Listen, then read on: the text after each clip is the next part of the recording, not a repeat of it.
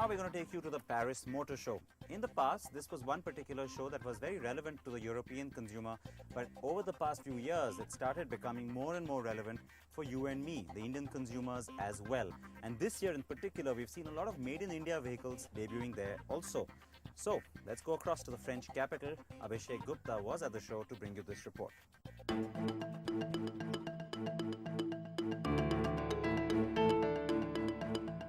The 2008 Paris Motor Show, as always, brimming with action and energy. Even though Geneva is known for its concept cars, even the Paris show, always known for its extravagant displays, isn't disappointing visitors on the concept front.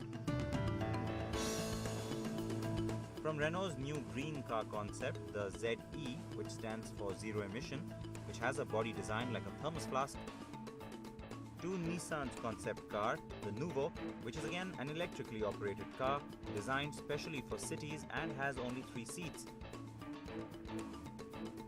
And the loudest noises being made on the environment front are by Honda, which is displaying its new Insight concept. Very clearly targeting the Toyota Prius, Honda claims that this would be priced significantly lower than all the other hybrids in this segment in the market. So as we've seen the past few years, the global auto biggies are all out in full force to assert their green credentials. But going green is not the only preoccupation this time around. The global financial crisis and resultant slowdown clearly on everyone's mind. Environment and slowdown were the buzzwords in this motor show. BMW launched their 7 Series with an eco-friendly version also. But the Indian auto industry did leave a small footprint at the Paris Motor Show. There was the i20, which was made in India and will be sold in Europe. Then there was the A-Star, which will be soon coming to India. But the worries of a financial slowdown and that slowdown hitting the auto industry were a matter of concern for many. And these products only reinforce the growing importance of India's automotive industry and even the small car segment worldwide. First up, it's the Suzuki that you all want to know about.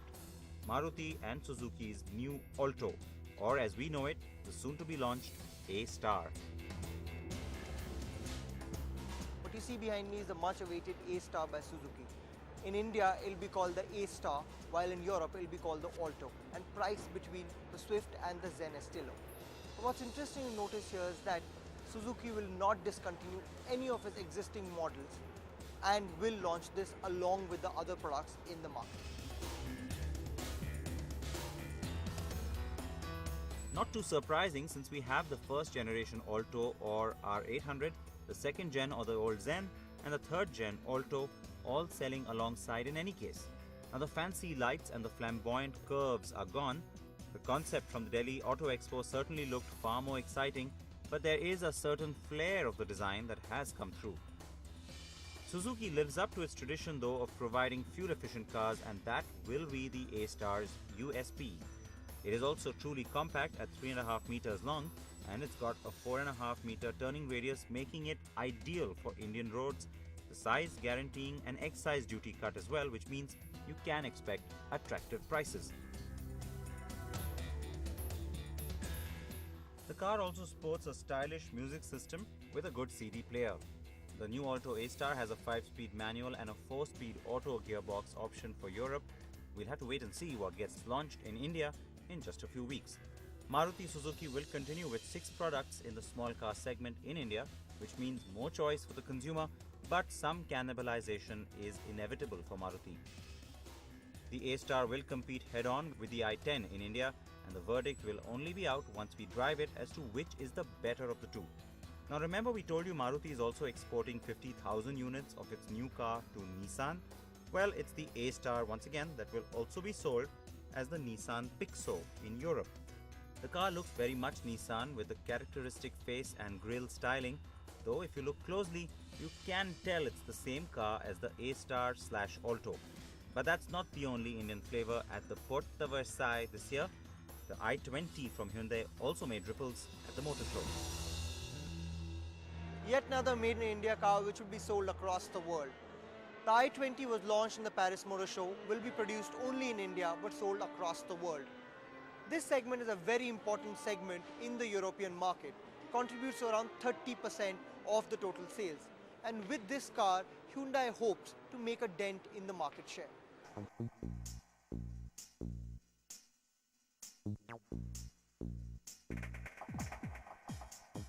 This car has been designed in Germany, keeping Europe in mind. Not surprising since this segment is a bread earner for the Korean company here, and also since its predecessor, the Getz, was also designed specifically for Europe and has been a runaway success here. Now the i20 has a 1.4-litre engine with an 89 bhp output, and it could be serious competition for the Fabias and Grande Puntos.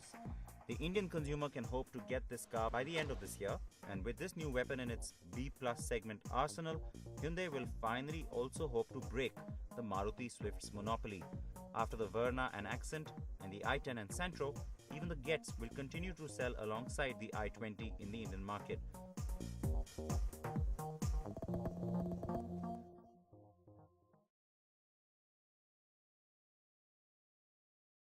Terrific. All right, now let's go across to the Paris Motor Show. We know what's new here in the Indian market, what's new on the world stage. Well, Abhishek Gupta brings you another report.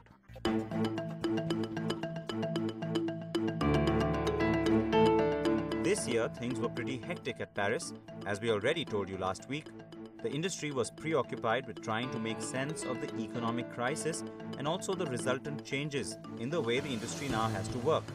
Even as the American car makers looked on the brink of collapse, the showings at Paris, though, were all still very strong. Luxury car maker BMW unveiled its new 7 Series, and of course the car comes loaded with features.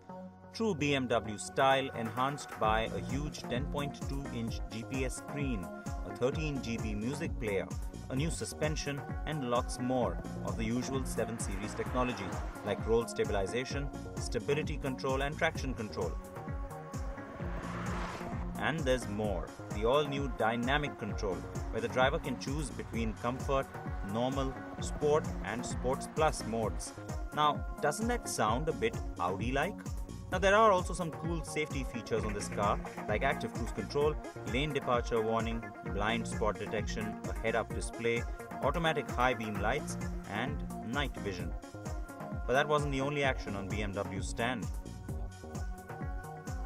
From smaller manufacturers like Hyundai and Suzuki to even big giants like BMW have also started producing cars which are more fuel efficient and are more environment friendly. BMW showcased its X6 active hybrid concept, which will use the 750i's turbocharged 4.4-litre V8 engine, coupled with a hybrid system that's been jointly developed, by the way, by BMW, General Motors, Daimler, and Chrysler. So, with BMW going all out on the green theme, how can Mercedes-Benz be far behind? It showed a new hybrid S-Class, and it claims the car's fuel consumption is now reduced by 21%. And the American consumer will see the car as early as September 2009. Mercedes also says that this is the most economical petrol-powered luxury sedan. In the middle of all the action by the Germans, the Koreans, and the Japanese, what about the French themselves? Well, Renault took the covers of its brand new Megane, which made quite a splash since this was also one of the show's most anticipated cars. It's the 3rd generation Megane, and the car's design is not a major departure from the outgoing Megane. But the consumer is the focus this time around. The new Megane's dashboard is now available in 2 different colors, and things get a bit young, with the instrument cluster now sporting a digital speedo. And it's even got ample engine choices. Typically Renault, the petrol variants first is a 1.6-litre 110 bhp unit, a 2-litre 140 bhp, and a turbocharged 1.4-litre block producing 130 bhp. While the base model of the diesel variant has a 1.5-litre DCI with a 85 bhp output, and then there's the other iteration producing 105 bhp. But then you've also got the 2-litre version pumping out a healthy 130 bhp. Renault is betting big on this car. It will be made available in lots of body styles as its predecessor was. Now, the relevance of this car can be understood from the fact that 30% of Renault's global sales come from just this one brand. In an exclusive interview to CNB, the company's president also said that bringing the Megane to India is certainly looking like a good option. Well, I think it's an open question. Usually we talk to our partner. We have a partner in India, which is Mahindra, marketing and selling our car there. So we discuss with our partner, and whenever they find an opportunity to sell successfully this car in India, we'll make it available. This car would give direct competition to the Volkswagen Jetta and Honda Civic when it gets launched in India.